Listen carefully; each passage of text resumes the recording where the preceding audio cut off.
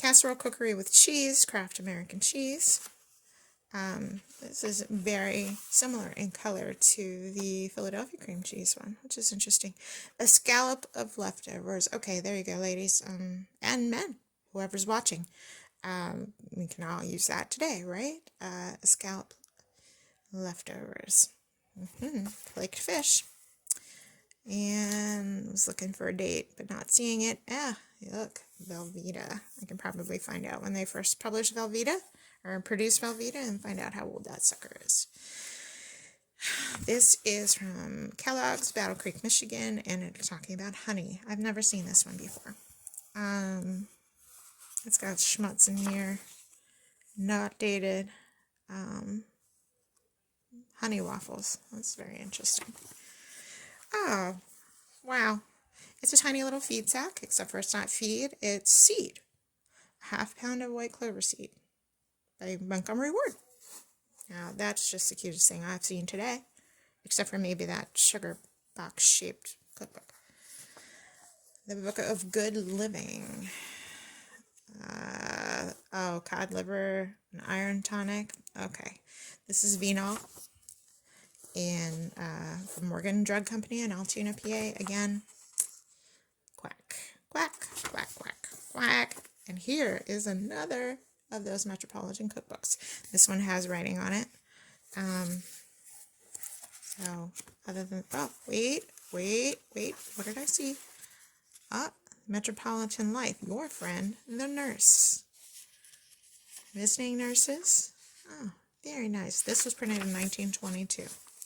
So, Jack and Jill, gelatin desserts, Junior Food Products Company in Tyrone, Pennsylvania. Tyrone is not a very big place, and I did not know that they made this, so I gotta do some research. This one opens up. I'm trying to be careful because this is very slippery paper. All sorts of stuff with gelatin. Jack and Jill Punch. That is fascinating. Oh, I see. Okay. I'm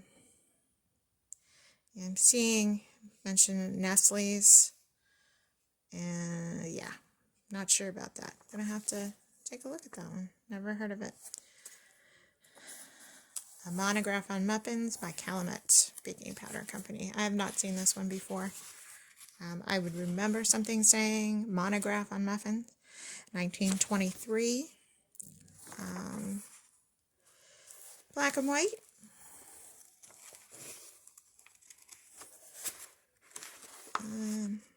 Not a lot in here. Had heavy folding on the bottom and it's dirty on the outside, but that's not that surprising. Mary Donkey's best recipes for using the versatile Velveeta. Okay, love these colors. That bright yellow, which is not the Velveeta color today, but close enough. Broiled open sandwich. Plain or cooked, Velveeta is digestible as milk itself. So, cauliflower deluxe, eggplant tomato sandwich. There is no date on that, but it's probably similar to that Kraft one we looked at. Oh, Sears, instructions on how to paint. This probably could have been ordered through their catalog or would have been sent when you ordered paint. I'm trying to see if I can find a date in here. This is pretty dirty on the outside. It looks like they combined anything they found in the garage with anything in the kitchen, which is not surprising, which is why you end up with some really interesting things. No date on that. Okay, this is special, at least to me. First of all, what a size. Okay, this is a full sheet, and if I move my camera, I'm not going to be able to get it back where it is. So, I apologize for not being able to. Maybe I can just move this the whole way out and put it down. So this is from A&P menu. This is an A&P menu, and I collected A&P menus. It was the very first thing that I started collecting that was really old. And my mom and I shopped at A&P when I was a kid, and I've always had a soft spot for A&P because of that. but the ones that I have are from the 30s before they became the Women's Day magazines. So I saw A&P on this. I've never seen one of these with a cover like this. Mine just have recipes on the inside. And I have some of them, at least one or two, on the cookbookchat.com website because I love them. And I may get rid of everything else that I own. I will not get rid of those. So this is from February 24th, 1936, and it's about using their canned salmon. It was A&P in some parts of the country, Sultana and other parts, and just full page recipes with pictures. The color is fascinating. I wonder if this was the original color that it was. And also there was information in here about Alaska where they were getting the salmon, and this would have been before Alaska was a state, since this was in the 30s. So that's fascinating. And then here are your menus. This is a different format than the ones that I have. If you must economize, they usually have at least the ones I have 4 options, sometimes only 3. $6 to $8 a week, and then 10 to 12, and then 14 to 16 or something like that. So this is your cheapest, this is your average, this is if you're feeling flush, if you've got quite a bit of money hanging around. And then they would feature certain ones of those recipes in the booklet.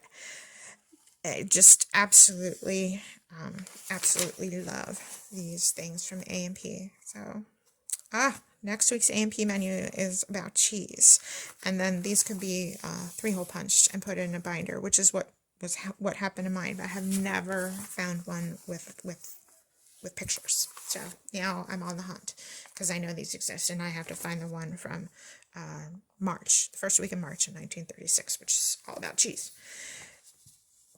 Okay, selected recipes to keep the family happy. McCormick and Company. McCormick had a lot of stuff at the beginning other than just spices, but this is I think probably the oldest McCormick book that I may have. They also were Bee brand, which I always like because I like the bee on their jars. I have some of them.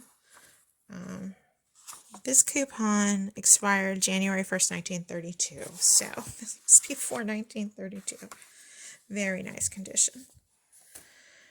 A lesson on waffles and griddle cakes from Calumet. So this, I guess, goes with the muffin one. So let's see here. 1921 by Calumet. Nice condition. Looks like it was bent up here. Same style as that other one. Black and white photos. Shiny pages, which means a little higher quality paper. But I prefer the cheaper paper myself. No color. And then the last thing that I have here, that I got, is the amendment for the Pennsylvania Dog Law. That's everything. This is Sean from Cookbook Chat. Thanks for staying with me. Bye.